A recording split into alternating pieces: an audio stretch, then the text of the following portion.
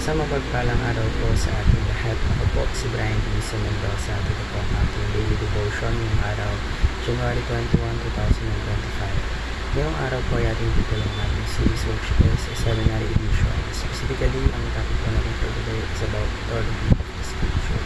So ano ang kahalagahan na pagbabasa ng salita ng Diyos? Ngayon ayon po sa 2 Timothy chapter 2 verse 16. Sabi po dito, basahin ko po. All scripture is spread out by God and profitable for teaching, for reproof, for correction, and for training in righteousness.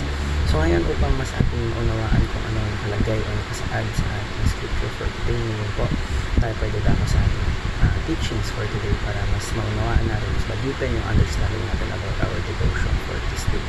So una po, basahin ko po, sabi ko dito, the Bible is God's revealed truth. So yung Bible po, it isn't just another book, but it is a way of God of speaking to us.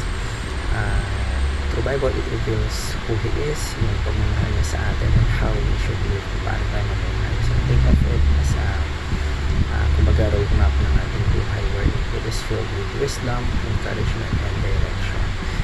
Kalawa po, disbelieving the Bible is disbelieving God. So since the Bible is God's word, so ibig sabihin when you reject it, it is like rejecting Him as well. So it is like ignoring advice from someone who knows everything about life. If we question or doubt what the Bible says, kumbaga parang kinu-question na rin natin yung authority at wisdom ng ating Panginoon. So dapat let's trust the Bible because yun ang salita ng Diyos. Huwag natin hayaan na yung mga ginagawa natin is hindi nakaayon sa salita ng Diyos.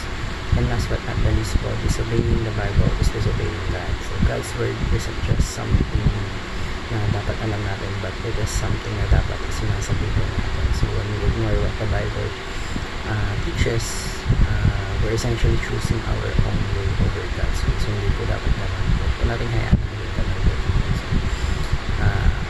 Obedience may not be always easy, but it brings blessings and helps us stay close relationship with God. So remember, obedience isn't just about rules, but it is about showing yung pagmamahal at pagtitiwala natin sa ating Panginoon. So, paano po natin ma-apply mga ito sa ating mga buhay? Ngayon po tayo pwede dapat sa ating application. Ano po?